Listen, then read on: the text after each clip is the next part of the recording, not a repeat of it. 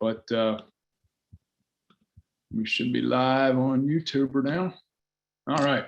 Hey, Chris Saxman here, Virginia Free. I'm going to be doing almost a daily 4 p.m. YouTube just to get people the information in a timely fashion. I get a lot of calls. It's very, very nice to hear from people, but with all that's going on in the world today, I'd like to just sort of synthesize as much information for as many people as possible. And especially since we're so close to the election, and there's just a lot going on. People are still joining the call here, and appreciate you joining. Today's column, I wrote about the tidal reality to politics, how these, it's just the political climate just changes. It just changes from year to year and month to month. And overall, things have shifted, I would say, not dramatically, but enough. And that's the word in politics. You say, oh, no one cares about this election or this issue or that issue. That's not true. It's a question of how many. And that's why math boils down basically to math in the end. It's all usually about math. And you're just not going to get away from that whatsoever. And as I sent in the email today earlier, the tide has shifted. Everyone saw in 2017 the massive reaction to Donald Trump here in Virginia. As you all well know, Virginia was the first election, aside from New Jersey. We're more of a bellwether, I think, than New Jersey, although you could say any election really is, after a major election like we had in 2016. But at that, in 2016, it was plus 1.1 for Republicans. And it was a better year for Republicans that year. Final year of the administration for Barack Obama. You had the Hillary Clinton stuff with James Comey going down the stretch. It was chaotic, and Republicans won. The very next year, in a state that Trump only got 44%. I think Hillary got 49%, and then the third-party candidates totaled up a pretty good amount. The next year, it went, -9 for Republicans, +9 for Democrats.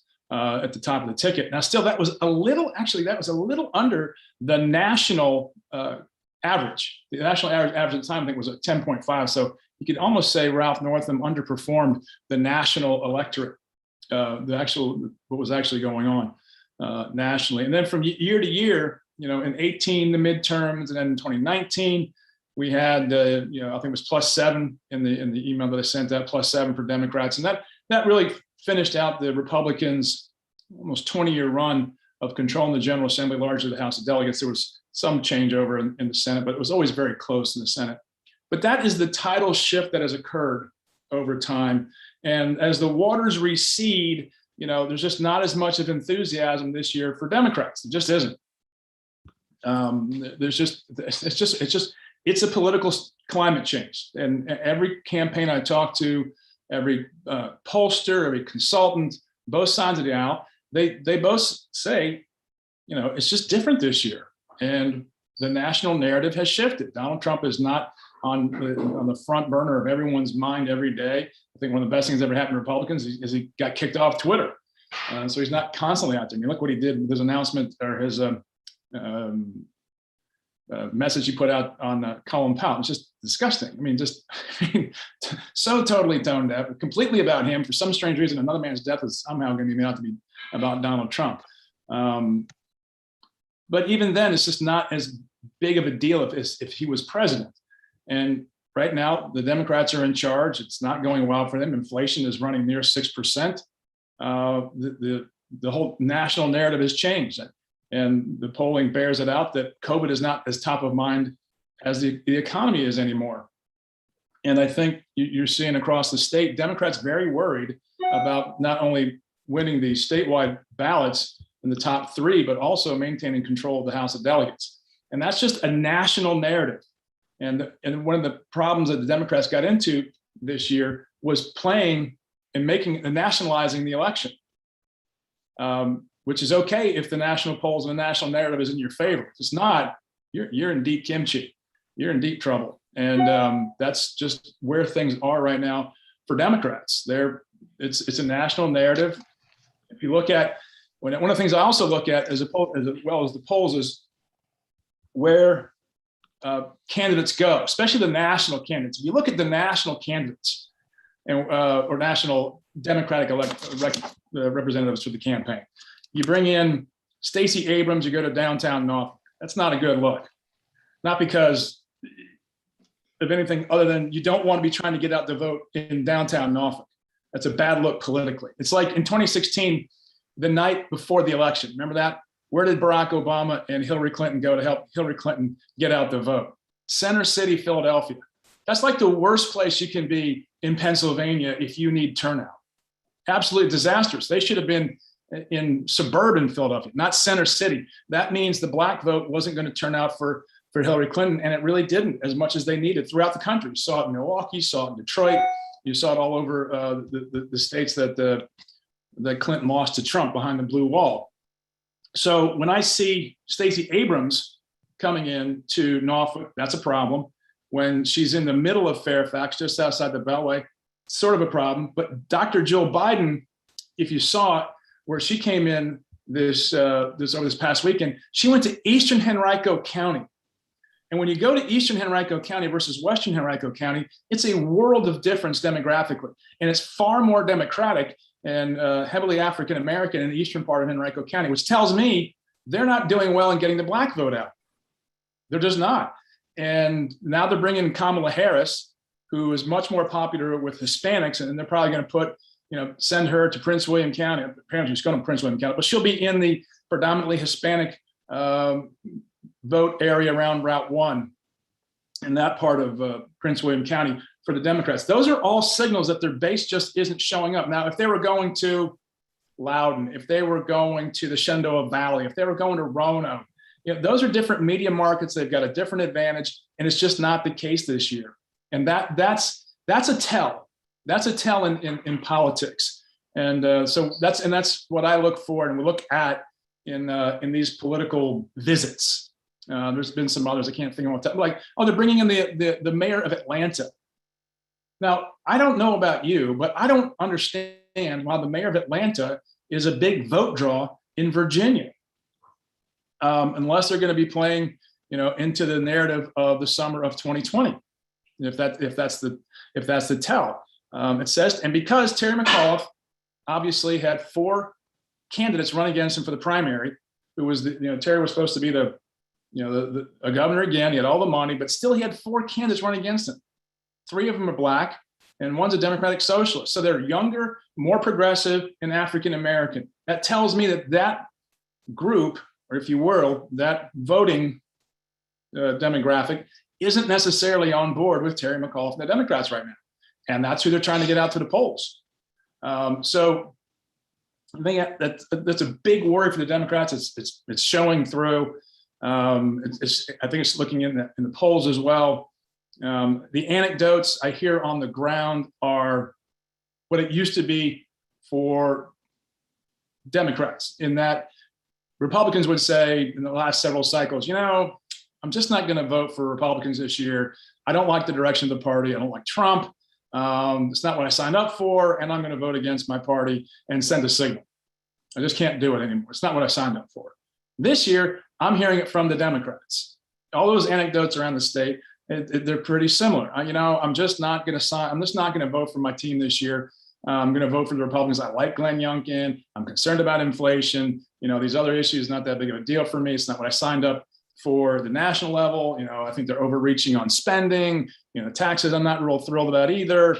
And these things, these anecdotes add up to data, and data ends up becoming found in polling. Now, polling is always, hit or miss as we get closer, because it's so hard to find out who's actually going to show up. Now, campaign consultants, campaign pollsters are much better than the academic ones.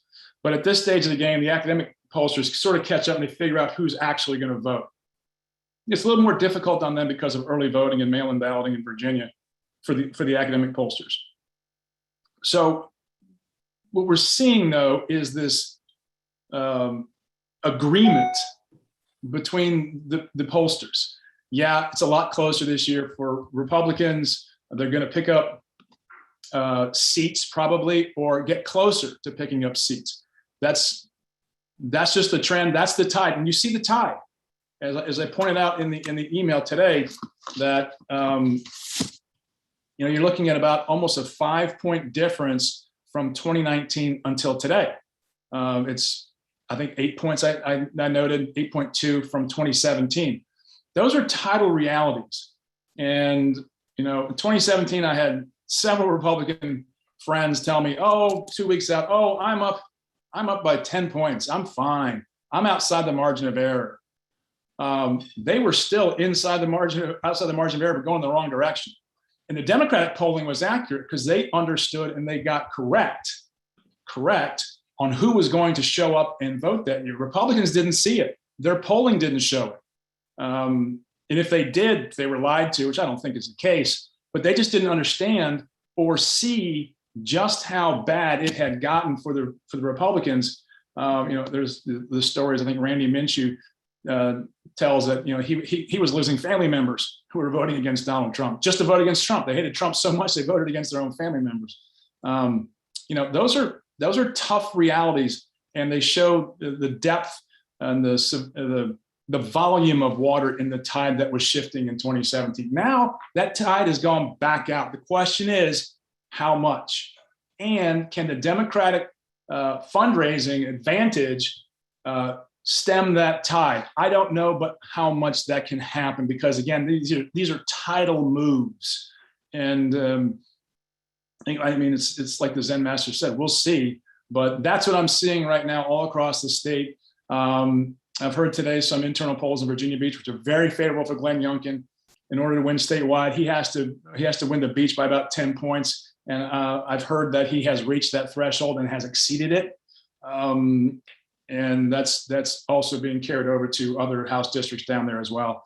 I can't divulge some of the other I've heard from Democrats because there's some intel that's kind of close to the chest. But if you have any questions specifically, I'd be more than happy to take them, open up the lines, if you will.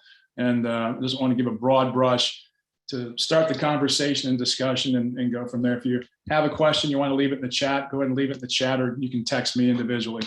But it's great to see everyone on here. It's one of our biggest audiences, and we'll be doing this almost on a daily basis. Tomorrow I can't do this because I'll be up in DC traveling on business, but would love to engage on a regular basis so you get as much information as possible. You guys I see the folks on here, a lot of Virginia Free members, new Virginia Free member, Virginia Trucking Association. Thank you, Dale Bennett. Thanks for joining up there. Really great to see you and some old friends. I say friend and also former board member John Sherman. He was a friend far longer than he has been involved in politics. It's always good to see you. And it's actually because I see George Allen on here. We met at a George Allen event, and I'll always remember that lunch. So open it up if you want.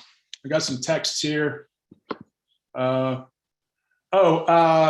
missed about Youngkin and Virginia Beach? He's polling very well in Virginia Beach, above their goals. The question is, again, it's not so much as margin as it also is volume. If they're going to have the margins down in Southwest, but do they have the volume? That's the big question. That's why you saw that one pack for McAuliffe trying to suppress the vote in Southwest and rural Virginia on gun issues. I won't give your name. These texts are coming in. The numbers needed in Northern Virginia. It's basically where in Northern Virginia. I've heard that Youngkin needs around 41-2 in Fairfax, Western Fairfax in particular is a battleground there to get there. I don't know if I've heard he's close to getting that. Again, it's also volume and how much of the turnout is there. When we saw Joe Biden come into Virginia, where did he go? He went to Arlington. That's a bad sign for Democrats. If they're in Arlington trying to get the vote out, you got a problem for Democrats, right? That's like a Republican going to Rockingham County. I mean, you shouldn't need those votes. You've been calling several districts in your online writing. I'm curious what you see happening in 10, 33, 32, and 87. Well, 10, that's Wendy Goditis. Democrats are very concerned about that district. It's one of the first ones on the list. It's so far the most expensive race in the September numbers. I think it's 1.3 million total activity there. Wendy Guditis won by 4.5. And if Wendy loses, if Delegate Guditis loses, I think the House is going to be 50-50 at least. So that's why it's a real problem for Democrats. It's Loudoun County. There's been a lot of activity there this year, but it's also one of those right at the crest of the tide. If it's at 4.5, 4.7 is the difference. Guditis loses. They probably lose Cole, Askew, Tyler, and Nancy Guy too. So that's just how much of a title shift there is. Now, if it goes beyond that, they probably lose the House, and then the next seat down the list, compared to 2019, would be Rodney Willett. Again, polling suggests that he's ahead right now, but the polling has to be accurate, and the people have to start to show up. 33 and 32, 87. You're gonna have to give me the names of them because I'm not really up on those particular ones straight away. Scott Pio, if you can send me that, that'd be great. I don't know the date. Suhas Reed. Those aren't going to flip. Those are Democrats, and that's 32. 87. Isn't that is that Tom Russell district and Jennifer Boysko? Those if I'm not talking about them, they're not going to switch at this point, unless the wave is so big like it was in 17 that no one sees it coming. So otherwise, I don't see those flipping. Now you can get closer, you can overperform, but I don't see Democratic money being reallocated to save, quote unquote, save those districts at this point. Now it can happen. I just haven't heard anything to suggest otherwise. Okay, but thanks for the questions. Appreciate that.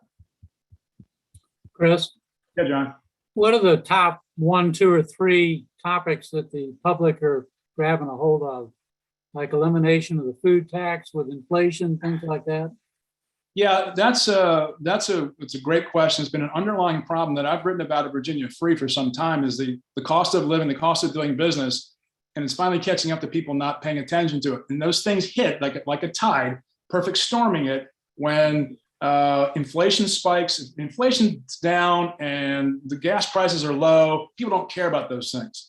It's the dailiness of buying groceries and buying gasoline that gnaws away at these things, and they just happen to crest and peak at that particular time. And that's the danger right now for Democrats being in office, especially when the national Democrats are suggesting a spending package of pretty close to $5 trillion with a bunch of taxes in there that actually do hit middle class and poor voters, like the federal excise tax on tobacco that hits poor and disproportionately poor and minority people. And those things aggregate over time and chip away at these leads. COVID's still out there. I think it's waning though. I think people who vote on COVID are going to vote on COVID, and I don't think they're going to be. It's just not as intense as it used to be. Thank God. But it's becoming more of an economic discussion right now, and I think Terry McAuliffe's viral gaffe in the last debate really hurt, and it just doesn't play well into a narrative that people aren't paying attention to my issues. I don't care what he said before. I don't care what you say to that one sheriff wherever he was. I forget where that particular sheriff was, but that's a nagging narrative. These things just sort of aggregate and become, no thanks, and the independent voters switch. And Virginia voters have the capacity to do that. So do American suburban voters have the capacity to vote to stop what they don't like, even if it's voting against their own party. Again, not all of them, but enough. So it's if you get any more texts coming up here, but if you have any questions you want to throw in the chat box, go ahead or open up your line. I should have you unmuted if you want. You can unmute yourselves. I just have the security settings on that. But thanks for the question, John.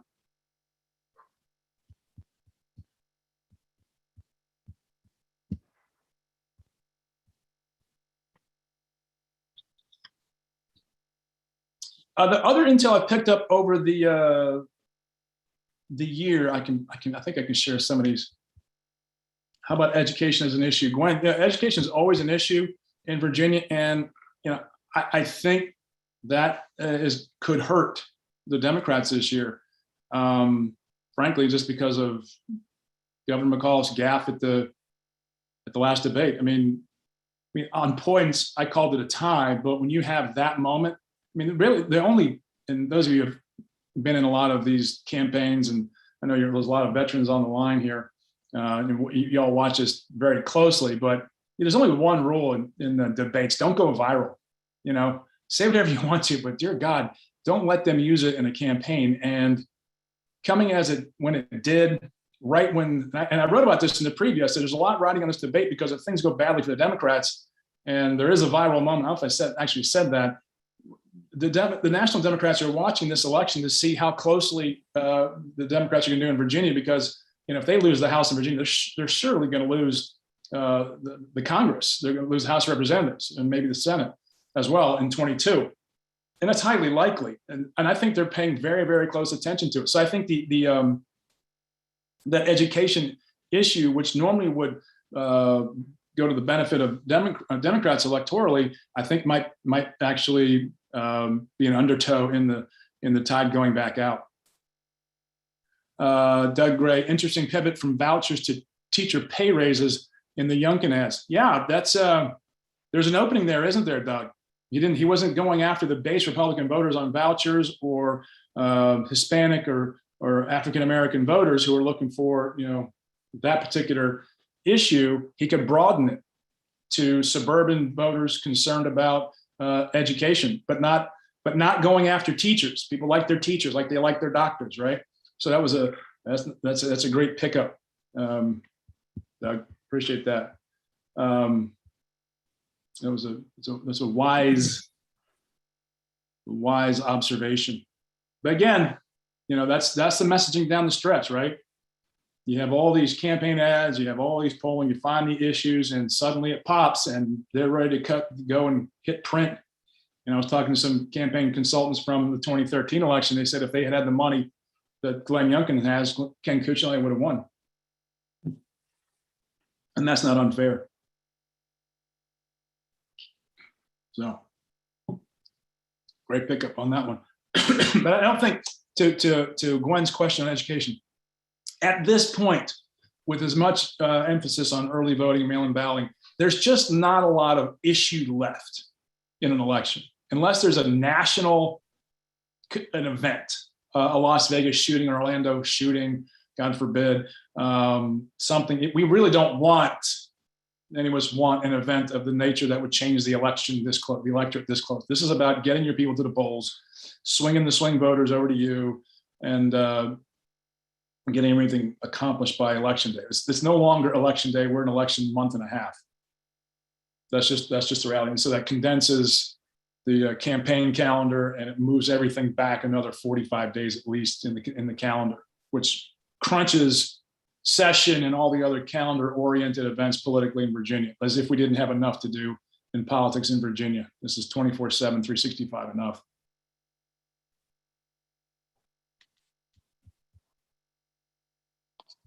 I'll throw my number in the box.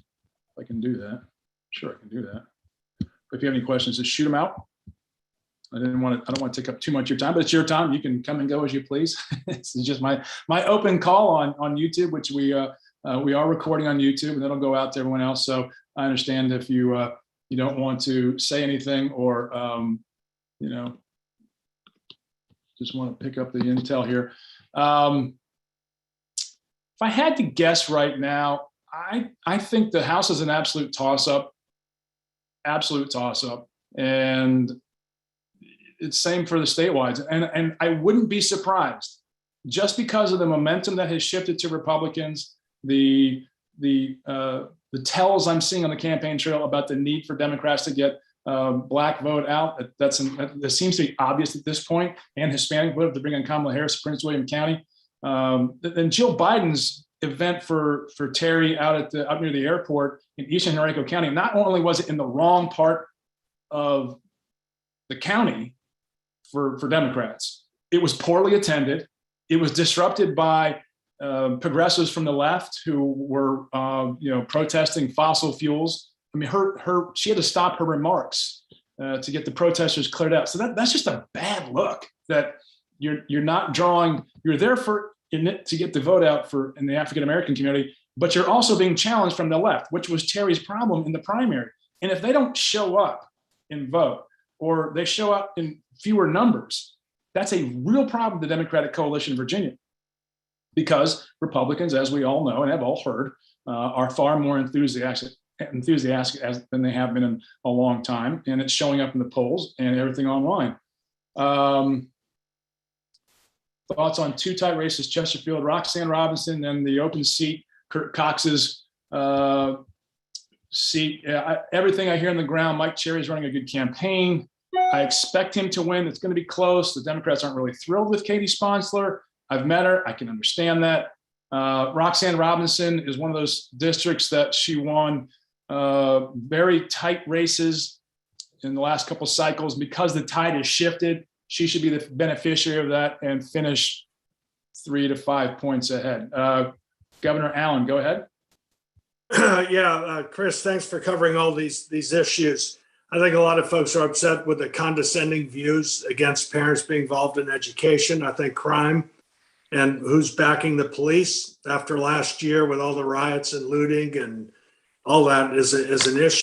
The father of the daughter in Loudoun County, who was allegedly sexually assaulted, has become not just a state, but a national issue. And it's, in fact, I've never seen as much interest in school board races in my time as we've seen now.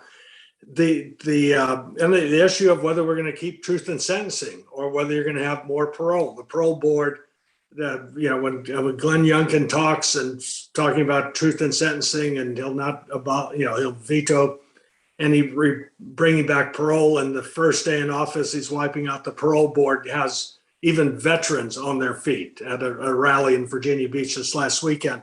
Yeah. Then when you bring up these protesters against the First Lady Jill Biden, this revelation of the Dominion contribution to this negative McAuliffe fake PAC is, I think, a meaningful issue for some people on integrity. And I think just normal people will say, and families and small businesses, the folks that are members of Virginia Free, they'll say, unnecessarily high electric bills for us and $250,000 to Terry McAuliffe's henchmen. And I think that, people look at Glenn Youngkin and say he can't be bought. He's not for sale. So you get those Greens who were upset with whatever they were upset with to protest at Jill Biden's event. This kind of stuff, and of course, and Terry had said, the Democrats, right, many of them say they don't want contributions for Dominion, but here they're getting it in that circuitous way. And I think, for people who care about integrity, which I think is the most important thing, that can be an issue, that another fumble, another turnover on the McAuliffe campaign, in addition to his comment about parents in the last debate. Yeah, those are great observations, Governor. And it goes to the core of how much Virginia has changed over the years, and yet some issues cut through it all. And you mentioned crime, education. We've talked about taxes in the past here. Right to work, Dominion.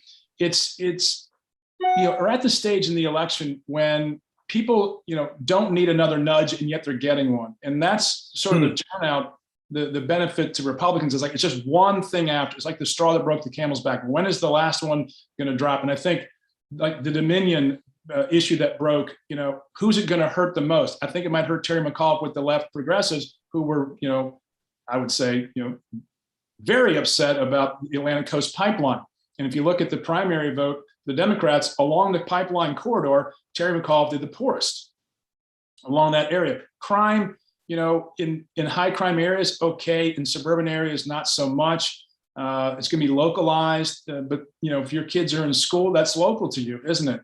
And the question is, can it be attached to some of the other candidates versus an overall narrative that's being constructed to just say, I'm tired of this. I'm voting for change. I think every election since 2008 has been a change election.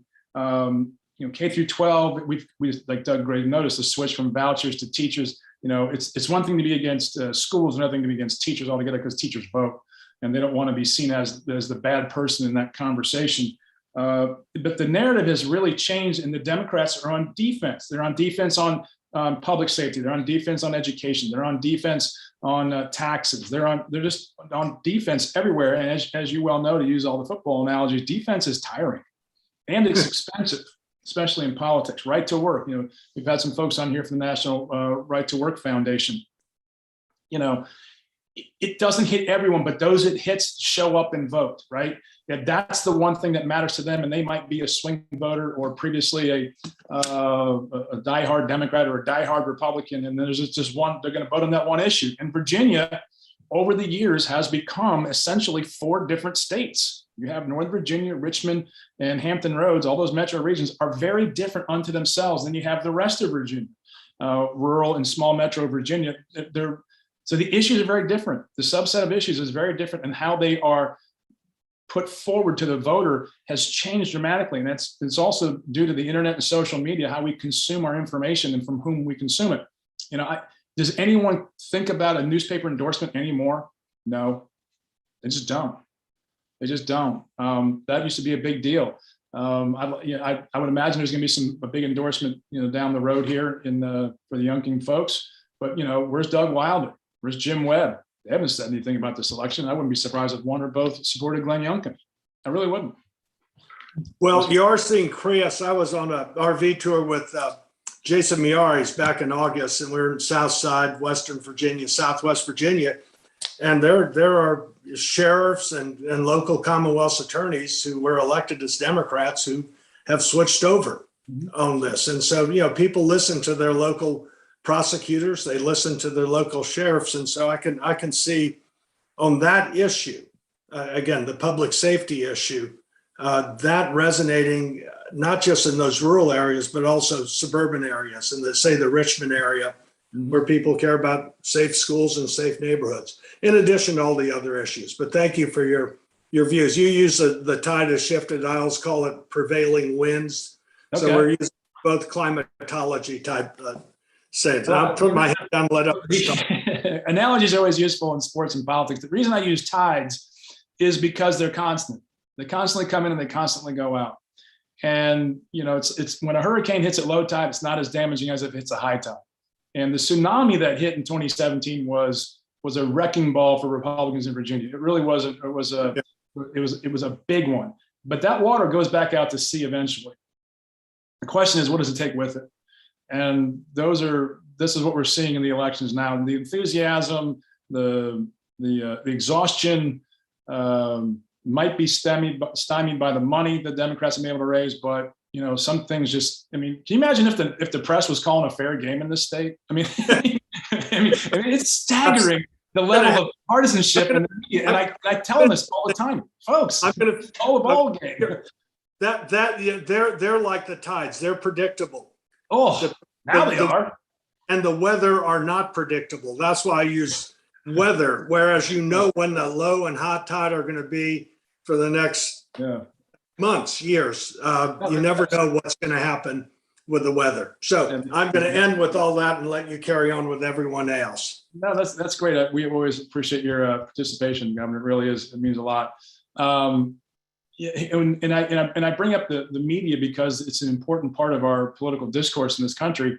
And when I talk to Republican candidates, and the press, actually the press calls me. I talk to CNN and Yahoo and you know, RTD reporters. They call up what's going on, and Politico, and you know, we can't get any Republicans to call us back. I'm like, they're not going to. You're not talking to their voters. It's a waste of time. And they're like, what do you mean? I'm like, who are you affecting positively for them? Why should they give you anything at all?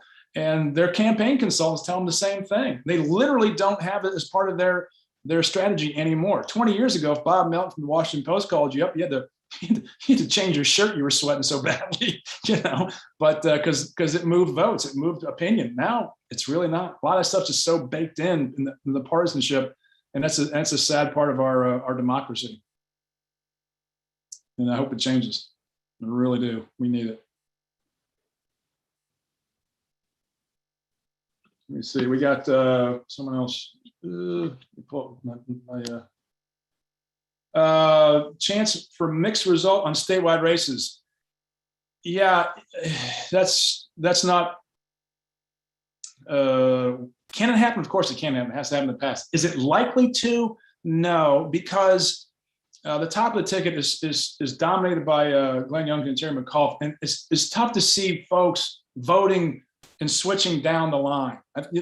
We've had a very partisan element. I see that more happening at the local level with the delegates, maybe the other races on the ballot, but not the statewide level. And I've heard, and I wouldn't be surprised if Winsome Sears was the top percentage getter for Republicans. I'm hearing some internal polls that suggest that might be the occurrence. So again, we're 2 weeks out. People still have to show up and vote. We'll see what happens. 4 years ago, Republicans said they're up by 10, they lost by 10. You know, these things are hard to predict. Oh,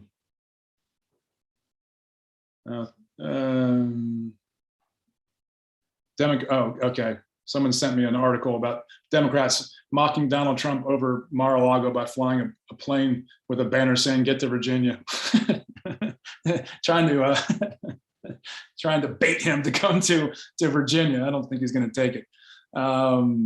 Let's see, Josh. Okay, I've got one there on the chat personally. Yeah, right now, look, it's just a bad narrative year for Democrats. It was a bad narrative year for Republicans. The national narrative changes. The people in control of the White House now are the other party. The other party's going to suffer here in Virginia. That's just the Virginia pendulum. It's been going on for years. The string was broken in 2013, largely because, you know, Cuccinelli was underfunded, but, you know, I like to say he wasn't underfunded. He was outraised. And then you had Ted Cruz, and which was somewhat attached to, you know, Ken Cuccinelli by ideology or personality similarities. When it shut down the federal government for 17 days, you know, can you imagine if that happened now? That's when voting would be taking place. And then he miraculously came back when the Obamacare website crashed, and he almost pulled out the victory. So, you know, these things can happen. They're just not as likely to, given the amount of people who have already voted. And let's be honest, most of the people are pretty well partisan. I think they're not. I don't think there's a lot of undecideds. So there's a point in most elections that deciders decide to show up, and undecideds decides who they're going to vote for, and that's just what happens. And there's just a break point, and usually it used to happen about this time of the year, and I think it happens a little bit earlier now. I think people get sick and tired of it and they vote. But you know, a lot of people in Northern Virginia say they're seeing a lot more activity from Republicans, a lot more yard signs, a lot more advertising. We'll see how much that penetrates and moves votes, because that's going to be the battleground for vote margin.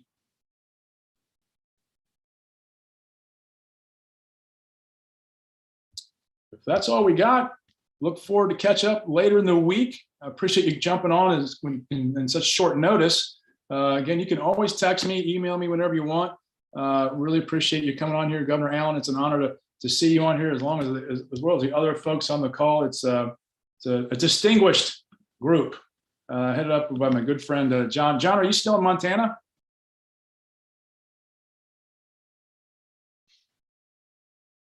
You're still muted. Yeah, North Carolina. Okay, great. Good to see everyone on there. We'll talk to you again throughout the week. If you have anything, any tips, we'll always do that too. No, thanks, Bo. Appreciate it. Yep, my birthday was yesterday. Turned a big 5'6". Thanks, Chris. Thanks, guys. Thanks, everybody.